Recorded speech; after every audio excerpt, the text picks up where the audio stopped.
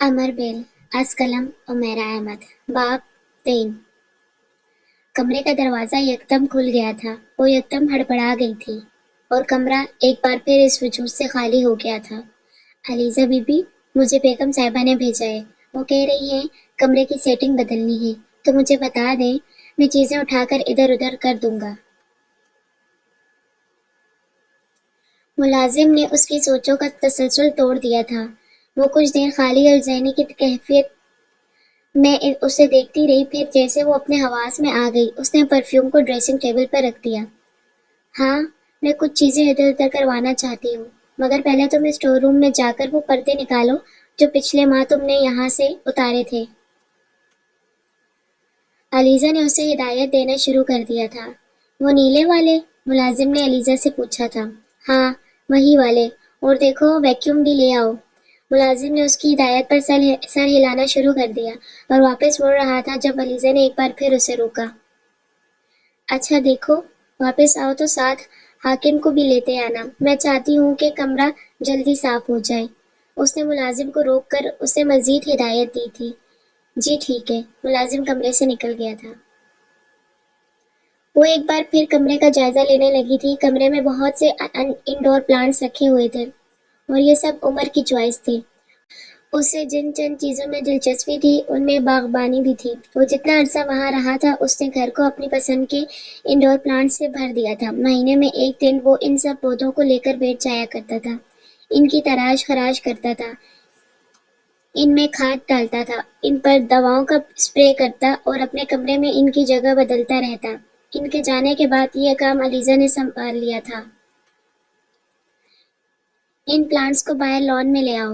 मुलाजिम जब पर्दे ले आया था तो अलीज़ा ने उसे एक नई जिम्मेदारी सौंप दी थी। वो खुद भी कमरे से बाहर निकल आई थी। मुलाजिम बारी बारी सारे प्लांट्स बाहर ले आया। अलीज़ा ने पौधों को देखना शुरू कर दिया। उसने उनकी कटिंग शुरू कर दी थी। वो मिनी प्लांट को देख रही थी, चंद छोटी शाखें खुश्क होकर लटक रही थी। उसने उसे छांटना शुरू कर दिया था। वो बड़ी एहतियात से बेल की शाखों और पत्तों को काट रही थी। सिर्फ एक लम्हे के लिए उसका ध्यान कहीं और गया। खुश्क शाख के साथ एक हरी भरी शाख भी कट गई थी। वो एकदम सख्त हो गई थी। कोई बात नहीं, ऐसा हो जाता है। तुम देखना, अब ये बहुत तेजी से बढ़ेगा और पहले से ज्यादा खूबसूरत हो जाएगा।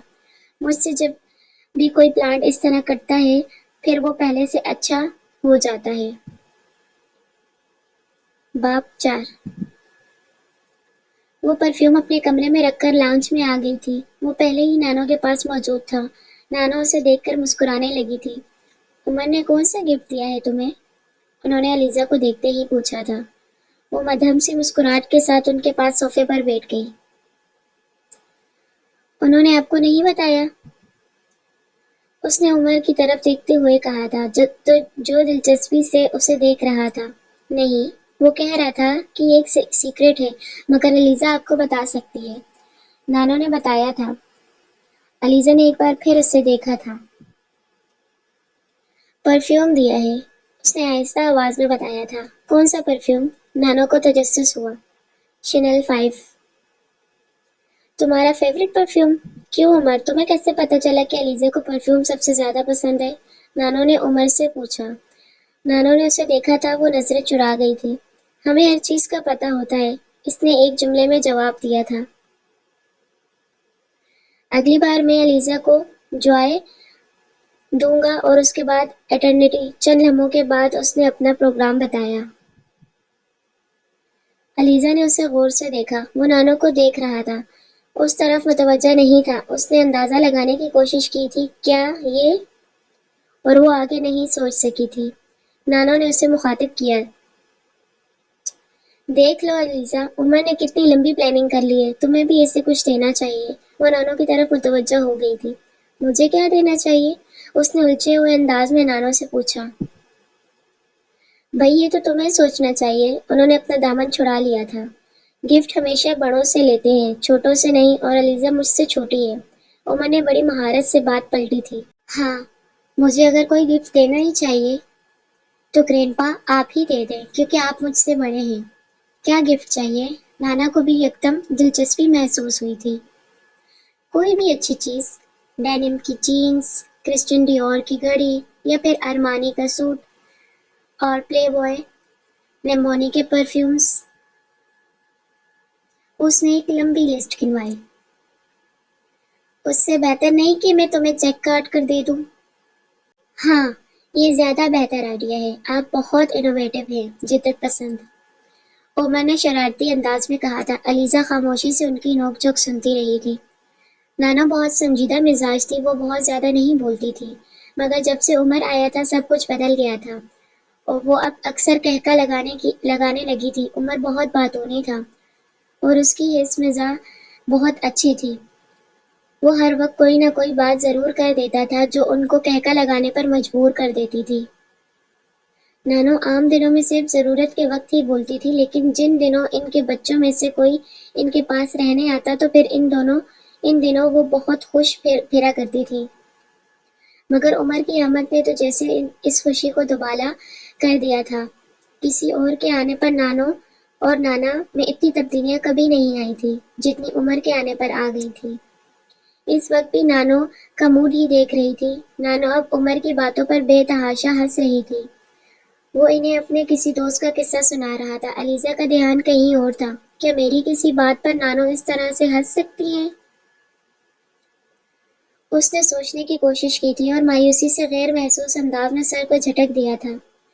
نہیں، میری کسی بات پر تو یہ کبھی اس طرح نہیں ہنس سکتی، بلکہ یہ تو مجھے بھی یہی کہتی ہیں کہ میں بھی بلند آواز میں نہ ہنسوں۔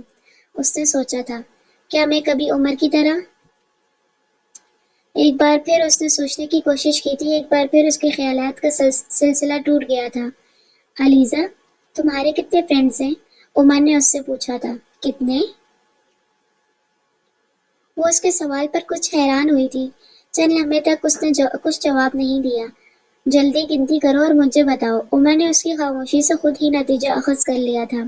کیا گنتی کروں؟ وہ کچھ اور حیران ہوئی تھی۔ بھائی فرینڈز اور کیا؟ عمر نے کہا تھا۔ میری صرف ایک ہی فرینڈ ہے۔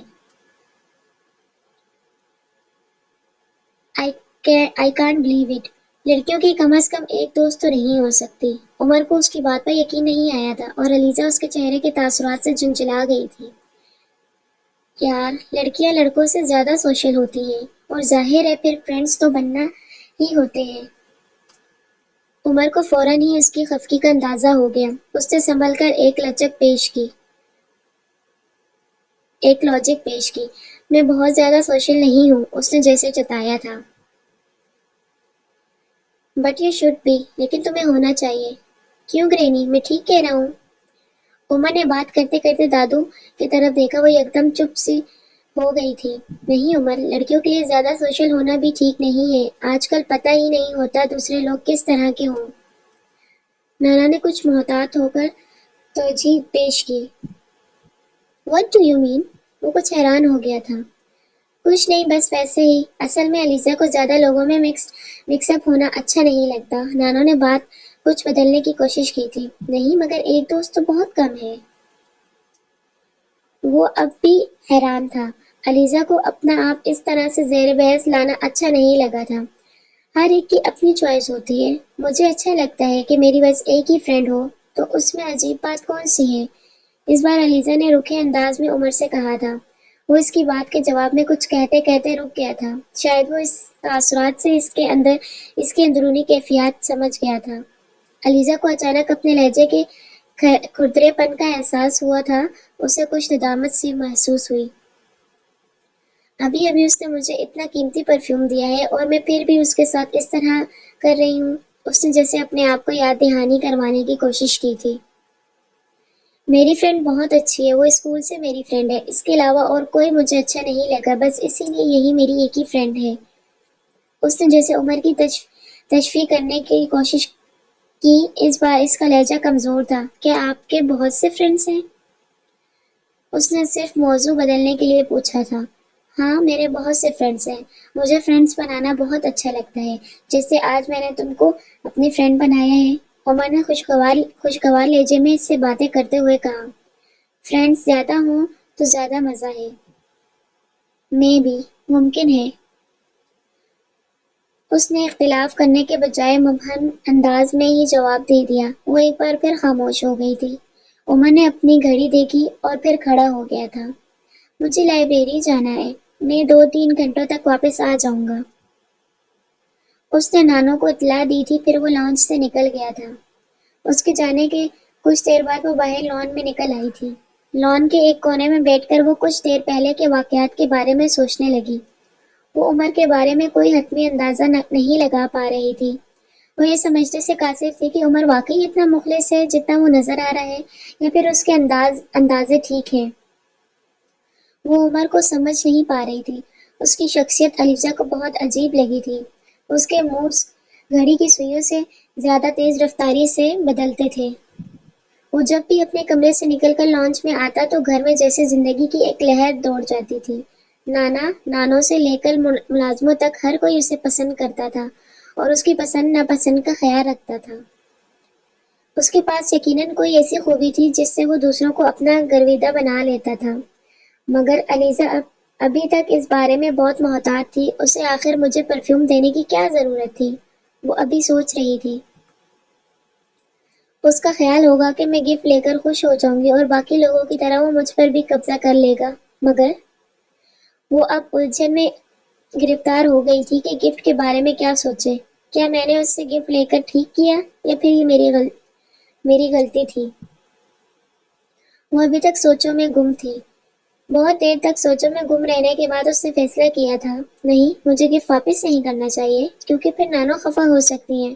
اسے خیال آیا تھا، مگر میں اب دوبارہ اس سے کوئی گفٹ نہیں لوں گی کیونکہ مجھے اس سے دوستی نہیں کرنا۔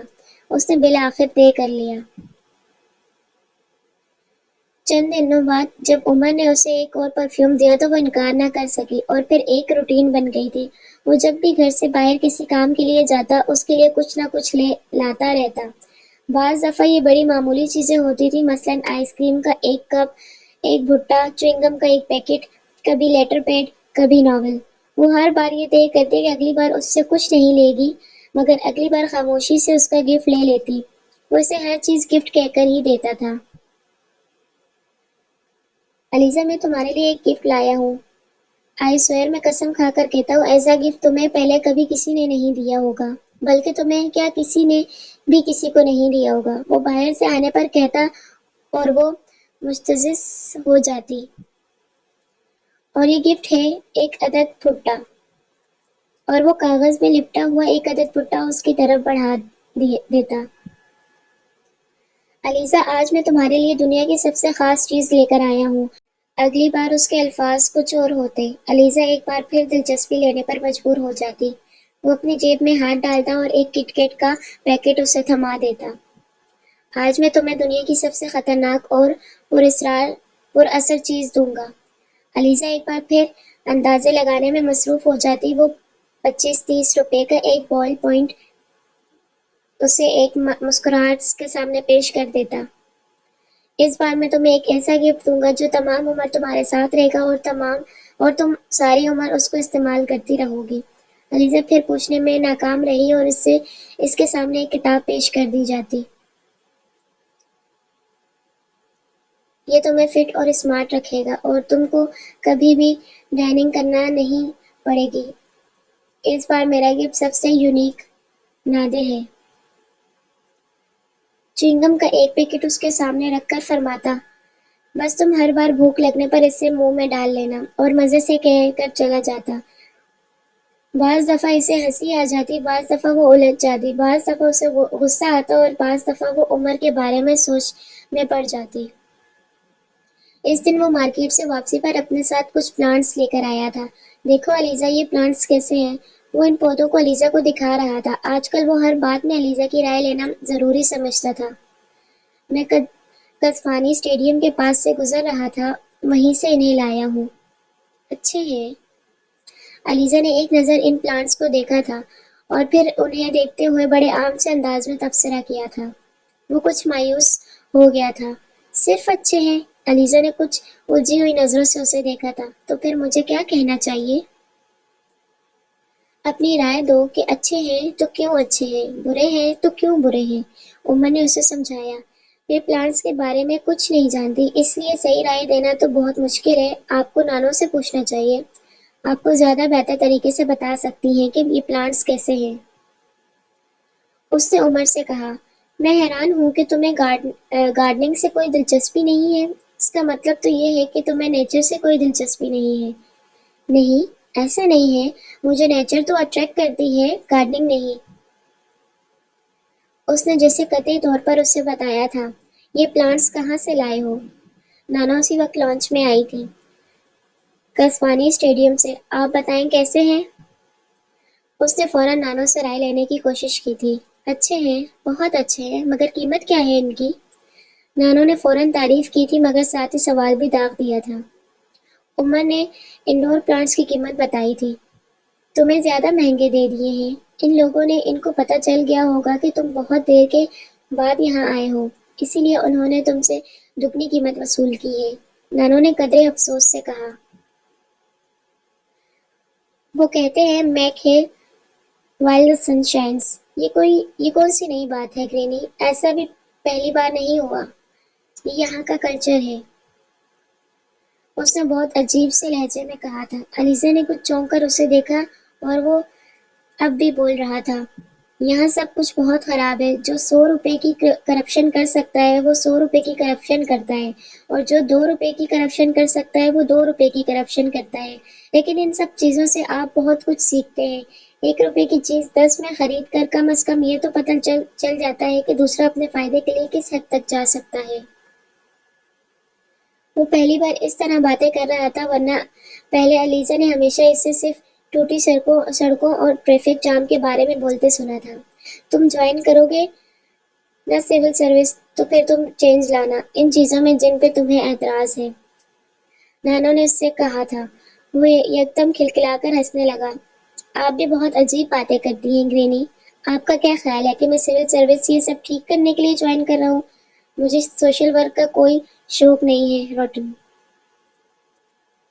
اور ویسے بھی ایک آدمی کوئی تبدیلی نہیں لا سکتا، میں بدلنا چاہوں بھی تو نہیں بدل سکتا۔ یہاں ہر چیز اتنی روٹن ہے کہ جب تک اگر آپ کو ایک چیز ٹھیک کریں گے تو پہلے والی اس حالت میں آ جاتی ہے، ریسٹرکٹ خستہ حالت میں آ جاتی ہے۔ ویسے گرینی، آپ نے کبھی اپنے بیٹوں کو کیوں نہیں کہا؟ آپ کے تو سارے بیٹے سول سروس میں ہیں۔ میری جنریشن کے لیے یہ ریفارم کرنا خاصا مشکل کام ہے، مگر مجھ سے پہلے کی جنریشن یہ کام آسانی سے کر سکتے تھی۔ تب لوگ اتنے بگڑے ہوئے نہیں تھے، انہیں کنٹرول کرنا بہت آسان تھا۔ وہ اب سنجیدہ ہو گیا تھا۔ جب تمہارے پاپا اور انکلز نے سول سروس جوائن کی تھی تو میں نے انہیں بھی بہت سی نصیحتیں کی تھی، صرف میں نے ہی نہیں بلکہ تمہارے دادا نے بھی۔ میں آج تک حیران ہوں کہ وہ چاروں ان ساری نصیحتوں کو کیسے بھول گئے۔ مجھے نہیں پتا ان چاروں کی زندگی میں کیا چاہیے تھا۔ میں نے اور معاذ نے انہیں دنیا کی ہر چیز دی تھی، ہمارے پاس وہ سب کچھ تھا جو ایک خوشحال زندگی گزارنے کے لیے کافی تھا۔ میرے خیال تھا کہ ان چاروں کو ان چیزوں کے پیچھے بھاگنے کی ضرورت نہیں ہے، مگر میرا خیال غلط تھا۔ ان چاروں کو اپنی زندگی میں ہر چیز ایک کی تعداد میں نہیں بلکہ درجنوں کی تعداد میں چاہیے تھی۔ جب ذہن میں یہ سب کچھ ہو تو نصیحت الٹا اثر کرتی ہے۔ ان کے ساتھ بھی یہی ہوا ہے۔ میں نے جتنا انہیں سمجھانے کی کوشش کی، عمر نے ان کی بات سنتے سنتے بات کاٹی۔ اس سے ایک بات تو ثابت ہو جاتی ہے کہ گرینی، آپ کی باتوں میں اثر نہیں تھا، یا پھر شاید آپ کے سمجھانے کا طریقہ غلط تھا۔ وجہ جو بھی ہو، بہرحال اب تو سب کچھ جیسا ہو رہا ہے ہونے دیں۔ چیزوں کو اب بدلنا ممکن نہیں، اور ناممکن کام کے لیے جن لوگوں کی ضرورت ہوتی ہے ویسے لوگ ہماری قوم میں نہیں ہیں۔ میں تو فورن سروس جوائن کرنے کے بعد ڈیڈی کی طرح عیش کرنا چاہتا تھا، ویسی زندگی گزارنا چاہتا ہوں جیسی وہ گزار رہے ہیں۔ دیکھیں بات کہاں سے کہاں چلی گئی۔ میں آپ سے پلانٹس کے بارے میں پوچھ رہا تھا۔ اس نے بات کا موضوع بدل دیا۔ علیزہ بڑی بیزاری سے ساری گفتگو سن رہی تھی۔ میں ذرا ان پلانٹس کو لگوا لوں۔ گرینی، آپ چلیں گی میرے ساتھ باہر لان میں؟ اس نے دادو کو انوائٹ کیا تھا۔ نہیں بھائی، مجھے باہر نہیں جانا، کچھ کام کرنے ہیں مجھے، تم خود ہی مالی کے ساتھ جا کر یہ پلانٹس لگوا لو، نانو نے اس سے کہا۔ میں اس لیے آپ کو ساتھ لے کر جانا چاہتا تھا تاکہ آپ لان میں جگہ سلیکٹ کر لیں ان پلانٹس کے لیے، بعد میں آپ کو کوئی اعتراض نہ ہو کہ میں نے غلط جگہ پلانٹس کیوں لگوا دیے۔ نہیں، مالی اچھا ہے، وہ تمہیں بتا دے گا کہ یہ کہاں ٹھیک لگ رہے ہیں اور کہاں نہیں۔ تمہیں اس بارے میں فکر مند ہونے کی ضرورت نہیں ہے۔ ویسے بھی تم جہاں بھی پلانٹس لگواؤ گے مجھے برا نہیں لگے گا کیونکہ وہ تمہارے لگوائے ہوئے پلانٹس ہوں گے۔ عمر نے نانو کی بات پر مسکرا کر انہیں دیکھا تھا۔ علیزہ نے نانو کی آنکھوں کی چمک کو کچھ اور گہرے ہوتے دیکھا، اسے ان دونوں کی مسکراہٹیں بری لگی تھی۔ چلو علیزہ، ہم دونوں پلانٹس لگواتے ہیں، عمر نے کھڑے ہوتے ہوئے اسے آفر کی تھی۔ میں نے آپ کو پہلے بھی بتایا ہے کہ مجھے گارڈننگ سے کوئی دلچسپی نہیں ہے، پھر آپ مجھے ساتھ لے جا کر کیا کریں گے؟ علیزہ نے سنجیدگی سے اسے کہا تھا۔ تم آؤ تو دلچسپی بھی پیدا ہو جائے گی، میں اسی لیے تو تمہیں ساتھ لے کر جا رہا ہوں، عمر نے بڑے حشاش فشاش لہجے میں اس سے کہا تھا۔ نہیں، میں نے آپ سے کہا۔ علیزہ نے ایک بار پھر کچھ کہنے کی کوشش کی تھی مگر نانو نے اس کی بات کاٹ دی تھی۔ کم آن علیزہ، جب وہ بار بار تم سے کہہ رہا ہے تو اتنا نخرہ کرنے کی ضرورت کیا ہے؟ چلی جاؤ اس کے ساتھ۔ علیزہ نے نانو کے چہرے کو دیکھا تھا، وہاں ناگواری کے تاثرات نمایاں تھے۔ وہ خاموشی سے کھڑی ہو گئی۔ عمر ملازم کو پودے اٹھانے کے لیے کہہ رہا تھا۔ وہ بجھے دل کے ساتھ باہر لان میں آ گئی تھی۔ کچھ دیر بعد عمر بھی لان میں نکل آیا تھا۔ وہ بے مقصد لان میں چکر لگانے لگی تھی۔ عمر مالی کے ساتھ مل کر لان میں پودے لگوا رہا تھا۔ گاہے بگاہے وہ علیزہ سے بھی رائے لیتا، وہ ہوں ہاں میں جواب دے کر اس کے پاس سے ہٹ جاتی۔ وہ مالی سے پودے لگواتے ہوئے خاصے غور سے اس کے چکروں کو دیکھتا اور کچھ اندازہ لگانے کی کوشش کرتا رہا۔ تقریباً 1 گھنٹے میں مالی نے سارے پودے لگا دیے تھے۔ عمر نے واپس اندر جانے کے بجائے اپنے کمرے میں رکھے ہوئے انڈور پلانٹس بھی باہر ہی منگوا لیے تھے۔ علیزہ نے بیزاری سے ملازم کو انڈور پلانٹس کو باہر لاتے دیکھا۔ ان پلانٹس کی کٹنگ وغیرہ کر دیتے ہیں، پھر کل تک انہیں یہی لان میں ہی رہنے دوں گا تاکہ انہیں کچھ روشنی مل جائے۔ لو علیزہ، تم بھی ان پلانٹس کو تراشنا شروع کر دو، کام جلدی ختم ہو جائے گا۔ اس نے علیزہ کو پاس بلا کر اسے ایک کینچی تھما دی۔ وہ بے دلی سے پودوں کی کٹنگ کرنے لگی۔ عمر بڑی دل جمی اور مہارت سے پودوں کو تراش خراش کر رہا تھا، ساتھ ساتھ وہ ہر پودے کے بارے میں بھی اسے کچھ نہ کچھ بتا رہا تھا۔ وہ گارڈنیا کی کٹنگ کر رہی تھی کہ اس نے عمر کو کہتے ہوئے سنا تھا، یہ میرا سب سے فیوریٹ پلانٹ ہے۔ وہ ہاتھ روک کر اسے دیکھنے لگی تھی۔ وہ اس کی طرف متوجہ نہیں تھا، وہ اس پلانٹ کو دیکھ رہا تھا۔ مجھے زندگی میں بہت زیادہ چیزوں میں دلچسپی نہیں ہے مگر جن چیزوں میں ہے ان سے بہت دلچسپی ہے۔ یہ سارے پلانٹس بھی انہی چیزوں میں شامل ہیں۔ پتہ ہے علیزہ، یہ پلانٹس بعض دفعہ مجھے اپنے فرینڈس کی طرح لگتے ہیں۔ مجھے محسوس ہوتا ہے یہ میری آواز سنتے ہیں، شاید جواب بھی دیتے ہیں۔ میں بہت چھوٹا تھا جب مجھے انڈور پلانٹس لگانے کا شوق پیدا ہو گیا تھا۔ شاید میں 7 یا 8 سال کا تھا جب اپنے ہاتھوں سے ایک پلانٹ لگایا تھا۔ بعد میں تو جیسے عادت سی ہو گئی ہے۔ کمرے میں ہوں تو مجھے ایسا لگتا ہے کمرے میں کوئی اور زندہ چیز موجود ہے جو سانس بھی لیتی ہے، وہ شاید میرے وجود کو بھی محسوس کر لیتی ہے۔ علیزہ کو اس وقت یوں لگا جیسے اس کا دماغ خراب ہے۔ اس نے کچھ دیر حیرانی سے اس کا چہرہ دیکھا تھا۔ تم سوچ رہی ہوگی میرا دماغ خراب ہو گیا ہے۔ عمر نے اس کا ذہن پڑھ لیا تھا، وہ گڑبڑا گئی تھی۔ تم اگر ایسا سوچ رہی ہو تو غلط نہیں سوچ رہی۔ ہو سکتا ہے میرا دماغ واقعی خراب ہو گیا ہو مگر میں جس سوسائٹی سے آیا ہوں وہاں سب کے دماغ ایسے ہی ہوتے ہیں۔ جب انسانوں سے آپ کی محبت ختم ہو جائے تو پھر چیزوں سے محبت شروع ہو جاتی ہے۔ اس لیے باہر لوگوں کو جانوروں سے محبت ہوتی ہے، پلانٹ سے محبت ہوتی ہے، پینٹنگ سے محبت ہوتی ہے، میوزیم، آرٹ گیلریز اور تھیٹر سے محبت ہوتی ہے۔ میں بھی اسی ماحول میں پیدا ہوا ہوں، وہیں بڑا ہوا ہوں۔ مجھے بھی انسانوں کے بجائے چیزوں سے زیادہ محبت ہے۔ ٹھنڈے ملک میں رہتے بعض دفعہ مجھے لگتا ہے کہ میں بھی کولڈ بلڈڈ جانور بن گیا ہوں۔ وہ بات کرتے کرتے اچانک قہقہ لگا کر ہنسنے لگا تھا۔ کولڈ بلڈڈ اینیمل ہے نا نامزے کی تھیوری؟ اس نے علیزہ سے پوچھا تھا مگر علیزہ کو یوں محسوس ہوا کہ جیسے اسے اس کی رائے کی کوئی ضرورت ہی نہیں تھی۔ وہ خود ہی اپنے جملے کو انجوائے کر رہا تھا۔ سنجیدہ گفتگو کرتے کرتے وہ اچانک مذاق کرنے لگا تھا۔ وہ کچھ دیر غور سے اسے دیکھتی رہی، جیسے اسے سمجھنے کی کوشش کر رہی ہو، اور عمر جہانگیر سے یہ بات چھپی نہیں رہ سکی تھی۔ وہ کچھ بولتے بولتے بات بدل گیا تھا۔ بڑی مہارت کے ساتھ اس نے سب کچھ کیموفلاج کر لیا تھا، اور یہ کام کرنے میں کوئی اس سے بہتر ہو ہی نہیں سکتا تھا۔ وائٹ کلر مجھ پر بہت اچھا لگتا ہے نا لیزا؟ اس نے یکدم سر اٹھا کر اس کی آنکھوں میں آنکھیں ڈال کر بڑی بے خوفی اور بے تکلفی سے پوچھا تھا، اور خاص طور پر ورساشے کی شرٹس۔ علیزہ اس کے سوال سے زیادہ مسکراہٹ سے گڑبڑائی تھی۔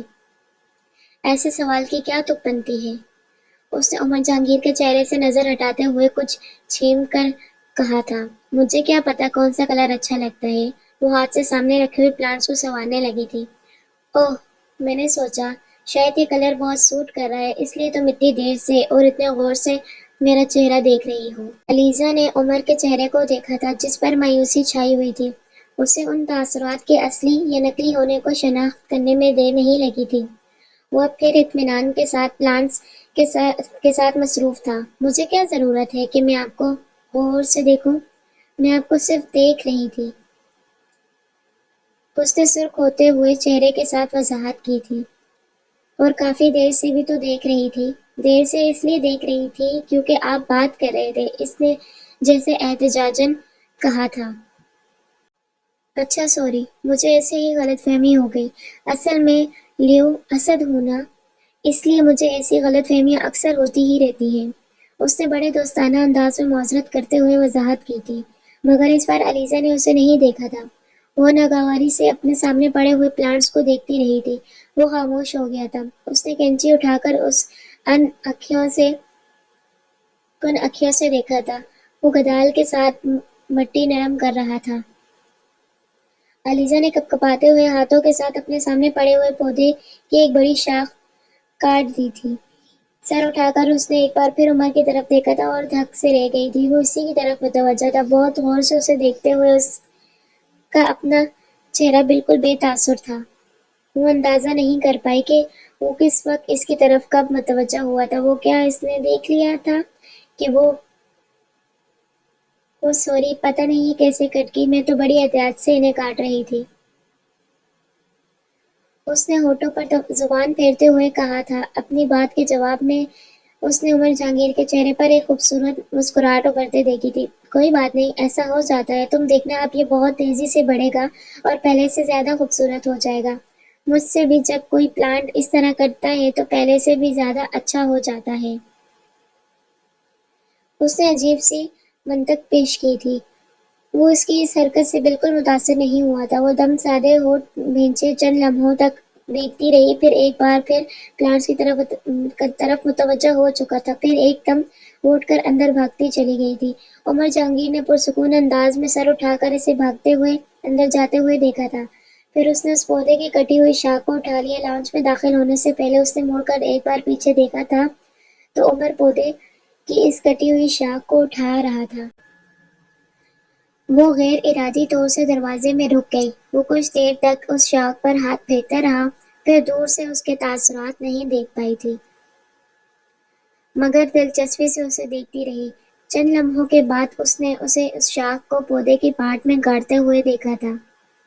وہ کچھ حیران ہوتی ہوئی اندر آ گئی تھی۔